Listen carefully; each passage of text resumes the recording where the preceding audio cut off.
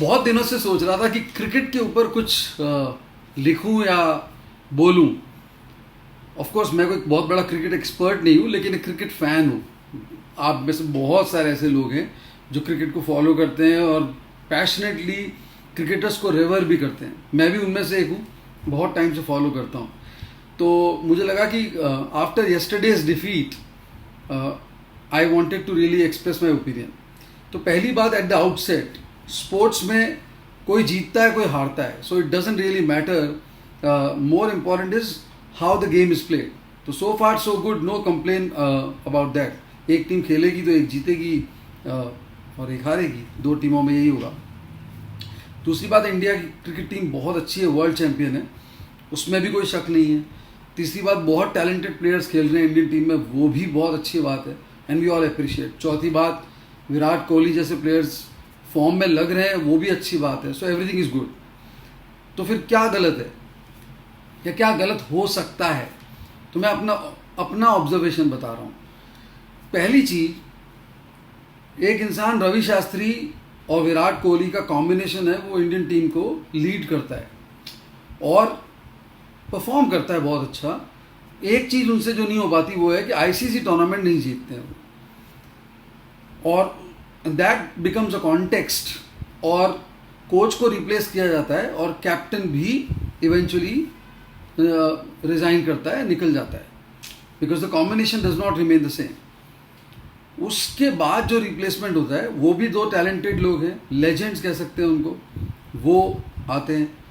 लेकिन यहाँ थोड़ी सी understanding of management is important. जो एटीट्यूड, जो फायर, जो कैरिज्मा और जो एग्रेशन रवि शास्त्री में है, वो राहुल द्रविड़ में नहीं है। Let's face it.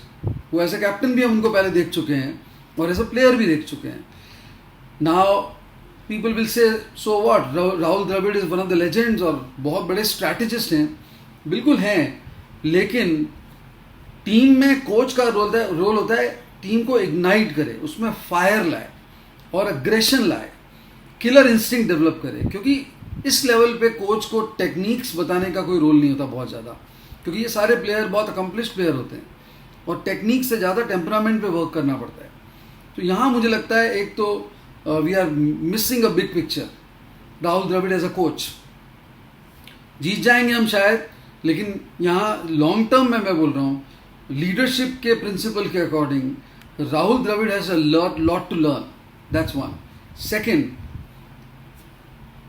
जब एक टीम ग्रूव में आती है या वो परफॉर्म करती है या वो रिफ्लेक्ट करती है वो एटीट्यूड, तो हम कहीं ओवर एम्बिशियस हो जाते हैं या ग्रीडी हो जाते हैं। हमारे पास तो बेंच स्ट्रेंथ है, हमारे पास तो जितने 11 प्लेयर खेल रहे हैं उतने 11 प्लेयर और हैं, हम तो दुनिया में 3 टीम्स उतार सकते हैं। This was the thought process 5 to 6 months back. Suddenly आपकी इंडियन क्रिकेट टीम में 4 बेहतरीन फिरोशियस अग्रेसिव फास्ट बॉलर ही नहीं है, और ऐसा लगता है कि टीम में बहुत बड़ा वॉइड है। और एक टाइम पे जो 3-4 बॉलर्स दिखते थे, मोहम्मद सिराज, नवदीप सैनी, बुमराह, ऑफ कोर्स मोहम्मद शामी, ये सब कहीं ना कहीं बिखरे हुए दिख रहे हैं।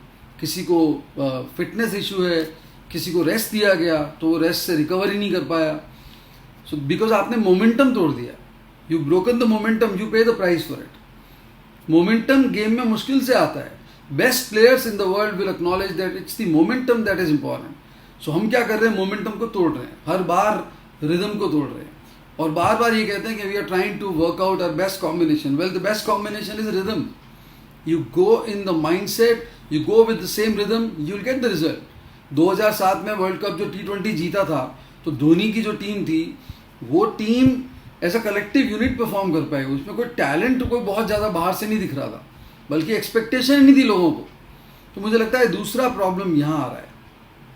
तीसरा, a great cricket team will always have to feel well. Indian cricket team में अगर जडेजा नहीं होते या विराट कोहली आसपास नहीं दिखते, तो हमारी क्रिकेट टीम की जो फील्डिंग यूनिट है वो इतनी ऑर्डिनरी लगती है, वो बार बार दिखता है।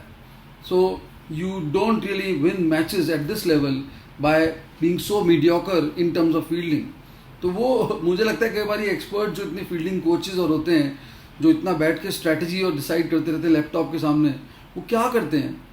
मतलब आई एम एट लॉस। चौथा, अगर आप एक बार गलती करते हैं, उससे सीखते हैं, तो आपको एक लर्नर बोला जाता है। लेकिन आप गलती करते हैं और उससे सीखते नहीं और बार बार वो गलती करते हैं, तो आपको केयरलेस और बहुत ज़्यादा एरोगेंट भी माना जा सकता है। Rohit Sharma is doing the same thing. Bhuvneshwar Kumar has not been performing well in terms of last 4-5 overs. Death overs में अच्छा परफॉर्म नहीं कर रहे हैं, बल्कि ऐसा लग रहा है कि वो एक ऐसे ऑर्डिनरी बॉलर लगते हैं जिनको, और कोई कह सकता है ड्यू का फैक्टर हो सकता है, कोई कह रहा है ये सब बातें एट दिस लेवल। जब आप बोलते हो कि हमारी कंट्री के 15 बेस्ट प्लेयर खेल रहे हैं, तो फिर 15 बेस्ट प्लेयर से एक्सपेक्टेड नहीं है। और मैं पाकिस्तान के बॉलर्स को देख रहा था अभी एशिया कप में, they lost the final, but I think their pace battery looks awesome. They may not really look well और look great as a unit, but उनकी फास्ट जो बॉलिंग की जो बैटरी है वो कमाल की है। तो हमने तो पता नहीं अचानक ऐसा लगता है प्लॉट लूज़ कर दिया। और डेफिनेटली कहीं ना कहीं आपको लीदल बॉलर्स चाहिए जो बहुत स्ट्रांग हो। तो कहीं ना कहीं मुझे लगता है कि इंडियन क्रिकेट टीम में इस वक्त बहुत वानाबी कैप्टन भी हैं। तो वानाबी कैप्टन जब 3-4 एक साथ खेलेंगे और पास कैप्टन, तो कहीं ना कहीं उनके अंदर लीडरशिप का जो एक कीड़ा है वो बार बार आएगा। और हार्दिक पांड्या की बॉडी लैंग्वेज देख लीजिए आप, या ऋषभ पंत दिल्ली कैपिटल्स को लीड कर चुके हैं, इंडिया में भी लीड कर चुके हैं कई बार, Rohit Sharma, Virat Kohli, you can't forget that these people have been leaders and they. तो इतने लीडर्स, तो ये बहुत कन्फ्यूजन होता है। I can tell you it's very difficult for people to give space to one leader. It's not possible, it just doesn't happen. तो वो आप जो फ्रस्ट्रेशन देख रहे हो रोहित शर्मा के चेहरे पे, वो इसीलिए दिख रही है। खुद परफॉर्म नहीं कर पा रहे हैं, खुद बड़ा एग्जाम्पल सेट नहीं कर पा रहे हैं।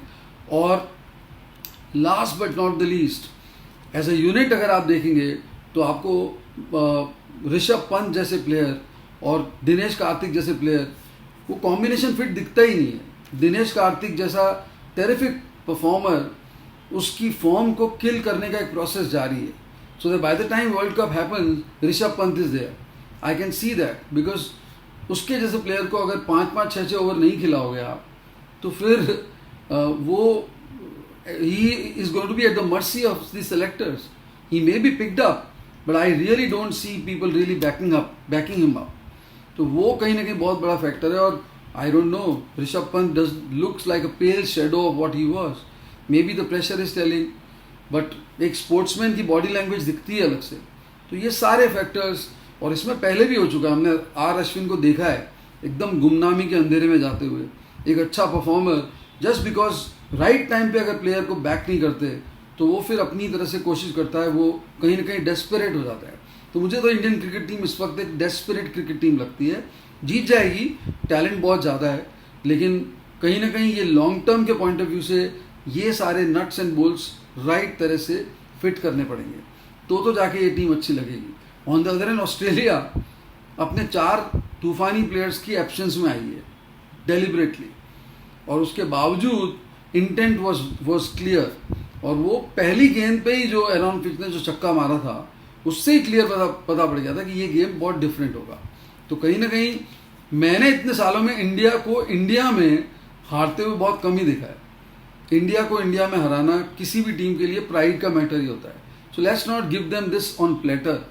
हम उनको प्लेटर पे नहीं दें इस तरह की विक्ट्री। और मेरे को लगता है सबसे बड़ा वीक लिंक अभी जो है वो कोच है, वो कैप्टन भी नहीं, कोच है। Because Rahul Dravid is a great strategist, but I think that fire, that body language clearly tells me that he is confused, and that's where we are missing a trick or two.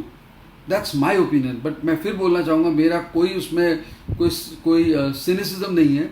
एक sportsman हूँ, मुझे लगता है कि बहुत अच्छी team है। आपके कमेंट इंडियन क्रिकेट पे मुझे बहुत अच्छे लगेंगे। Thank you.